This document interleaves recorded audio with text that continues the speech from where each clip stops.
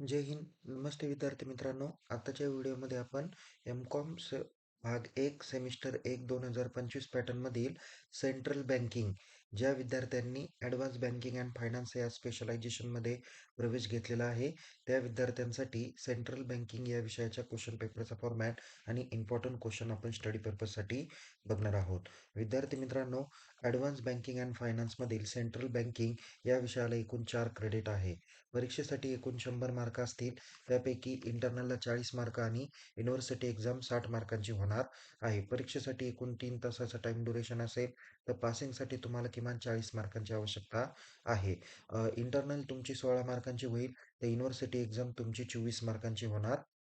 Sorry, internal एक्झामला तुम्हाला पासिंगसाठी 40 पैकी 16 मार्कांची आवश्यकता आहे. तर युनिव्हर्सिटी एक्झाममध्ये 60 पैकी 24 मार्क पाडणं अपेक्षित आहे. या विषयाचे क्वेश्चन पेपर तुम्हाला मराठी as well as इंग्रजी माध्यमातून येणार आहे. परीक्षेसाठी क्वेश्चन पेपरचा जो काही पॅटर्न आहे, तर त्यामध्ये काही इम्पॉर्टंट इन्स्ट्रक्शन आहे.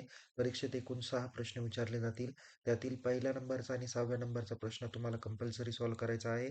रिमेनिंग जे काही क्वेश्चन्स आहे, म्हणजेच question number second, third, fourth आणि फिफ्थ या 4 प्रश्नांपैकी कोणत्याही 3 प्रश्नांची उत्तर तुम्हाला सॉल्व्ह करायची आहे. या पद्धतीने तुम्हाला समोर स्क्रीनवर क्वेश्चन पेपरचा फॉर्मॅट दिसेल, ज्यामध्ये पहिला प्रश्न आहे फिल इन दी ब्लँक्स, 5 मार्काला विचारल्या जातील. क्वेश्चन नंबर सेकंड हा चॅप्टर नंबर 1 वर ब्रॉड क्वेश्चन 15 मार्काला विचारला जाईल. क्वेश्चन नंबर 3 चॅप्टर नंबर 2 वर ब्रॉड क्वेश्चन 15 मार्काला विचारला जाईल. क्वेश्चन नंबर 4 चॅप्टर नंबर 3 वर आधारित ब्रॉड क्वेश्चन 15 मार्काला विचारला जाईल. तर चॅप्टर नंबर 4 वर आधारित ब्रॉड क्वेश्चन 15 मार्काला विचारला जाईल क्वेश्चन नंबर 5 मध्ये. तर क्वेश्चन नंबर 6 तुम्हाला शॉर्ट नोट्स आहे, ज्यामध्ये 4 पैकी कोणतेही 2 शॉर्ट नोट्स लिहायचे आहे. त्यासाठी तुम्हाला 10 मार्क्स आहे. असे एकूण 60 मार्कासाठीचा हा क्वेश्चन पेपरचा फॉर्मॅट आहे. तर स्टडी पर्पजसाठी काही महत्त्वाचे प्रश्न आपण बघणार आहोत. हेच प्रश्न येतील का सांगता येत नाही, पण प्रश्नांचं स्वरूप या पद्धतीने असू शकतं किंवा प्रश्न पण हेच असू शकतात. ओके, हे स्टडी पर्पजच्या हेतूने दिलेले क्वेश्चन्स आहे. पहिला प्रश्न आहे, explain in details the evaluation of central banking in India. म्हणजे भारतातील मध्यवर्ती बँकेची उत्क्रांती सविस्तरपणे स्पष्ट करा. पुढचा आहे, explain the autonomy of central bank of India. म्हणजे मध्यवर्ती बँकेची स्वायत्तता स्पष्ट करा. पुढे आहे, what is mean by digital currency. Explain the need of digital currency. Okay, म्हणजे डिजिटल चलन म्हणजे काय आणि डिजिटल चलनाची गरज समजावून सांगा. कधी कधी नीड ऑफ डिजिटल करन्सी या नावाने शॉर्ट नोट्स पण येऊ शकते. पुढे आहे, explain the role of central banking in pursuing the transaction to the carbon neutral economy. म्हणजे कार्बन तटस्थ अर्थव्यवस्थेच्या संक्रमणाचा पाठपुरावा करण्यासाठी मध्यवर्ती बँकेची भूमिका स्पष्ट करा.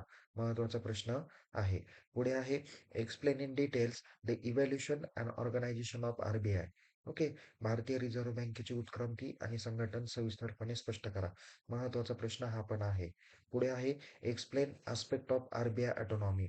आरबीआयचा आरबीआयच्या स्वायत्ततेचे पैलू स्पष्ट करा.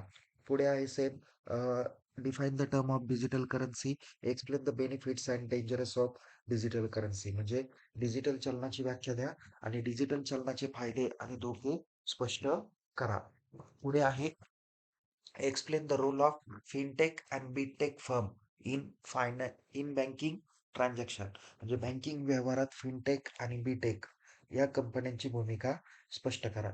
याच्यामध्ये मी तुम्हाला 8 ते 10 प्रश्न दिलेले आहे, बट सगळे महत्त्वाचे प्रश्न दिलेले आहे. पुढे आहे, explain the functions and regulation of RBI. भारतीय रिझर्व्ह बँकेचे कार्य आणि नियमन स्पष्ट करा. इथे मी मागाशी तुम्हाला त्यांचं इव्हॅल्युशन आणि ऑर्गनायझेशन सांगितलं. तसंच हा एक प्रश्न आहे चॅप्टर नंबर 1 वरच, की फंक्शन्स आणि रेग्युलेशन. ओके. पुढे आहे, explain the advantages and limitation of central bank autonomy. मध्यवर्ती बँकेचे स्वायत्ततेचे फायदे आणि मर्यादा स्पष्ट करा. शॉर्ट नोट्सला काही महत्त्वाचे प्रश्न आहे. Currency chest it's mechanism and operation. म्हणजे इथं चलनपेटीचे कार्य आणि यंत्रणा. मला नाही वाटत ही महत्त्वाची शॉर्ट नोट्स असेल, पण करून ठेवा.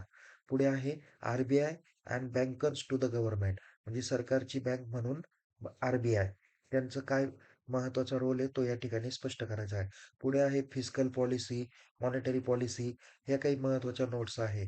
पुढे आहे बेनिफिट्स ऑफ डिजिटल करन्सी.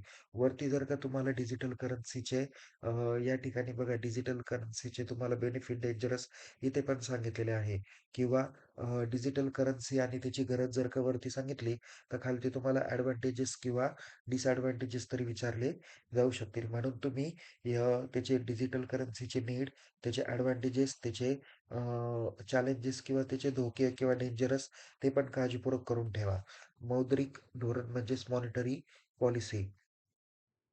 नंतर reasons for central banking autonomy मध्यवर्ती बँकेच्या स्वायत्ततेची कारणे. पुढे आहे महत्त्वाचं शॉर्ट नोट्स आहे. Challenges face by central bank in the 2020. 2020च्या काळातील केंद्रीय बँकांसमोरील आव्हाने स्पष्ट करा. ज्यावेळेस कोविड-19ची परिस्थिती वगैरे आली, तर त्या काळामध्ये काय-काय त्यांचे आव्हाने किंवा धोके होते त्याची माहिती या ठिकाणी होऊन जाईल. पुढे आहे RBI as note issuing authority म्हणजे नोट जारी करणारे प्राधिकरण म्हणून आर-बी-आय. पुढे आहे need of digital currency, digital चलनाची गरज. नंतर ही एक महत्त्वाची शॉर्ट नोट्स आहे. कार्बन नॅचरल इकॉनॉमी किंवा न्यूट्रल इकॉनॉमी. कार्बन नैसर्गिक अर्थव्यवस्था. पुढे आहे द फ्युचर ऑफ मनी, पैशाचं भवितव्य. हा एक आहे 12 नंबर शॉर्ट नोट्स महत्त्वाची. मॉडेल ऑफ सी-बी-डी-एस म्हणजे सेंट्रल बँक डिजिटल करन्सी याचं जे काही मॉडेल आहे ते तुम्हाला स्पष्ट करायचं आहे. पुढे आहे evaluation and organisation of RBI. एवढा मोठा प्रश्न तुम्हाला शॉर्ट नोट्सला विचारला जात नाही. बट या दोघांपैकी एक तुम्ही करून ठेवा. आर-बी-आयच्या उत्क्रांती आणि संघटना. पुढे आहे ऑटोनॉमी ऑफ आर-बी-आय, आर-बी-आयची स्वायत्तता. पुढे आहे न्यू बँकिंग लायसनिंग पॉलिसी, नवीन बँकिंग परवाना धोरण. आणि शेवट आहे प्रमोशनल फंक्शन्स ऑफ आर-बी-आय, आर-बी-आयचे प्रचारात्मक कार्य.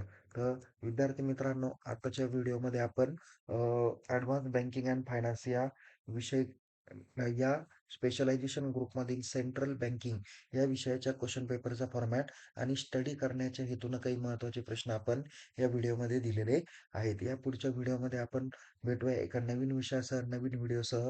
एम-कॉमच्या विषयासाठी असणारे बाकीचे जे काही विषय आहे, त्या विषयांचे देखील क्वेश्चन पेपर तुम्हाला आपल्या यूट्यूब चॅनल आणि टेलिग्राम चॅनलला बघायला भेटणार आहे. ते तुमच्या डिस्क्रिप्शन बॉक्समध्ये देण्यात आलेले आहे. पुन्हा भेटूया. तोपर्यंत तुम्हाला येणाऱ्या परीक्षेसाठी खूप खूप शुभेच्छा. Take care. जय हिंद. धन्यवाद.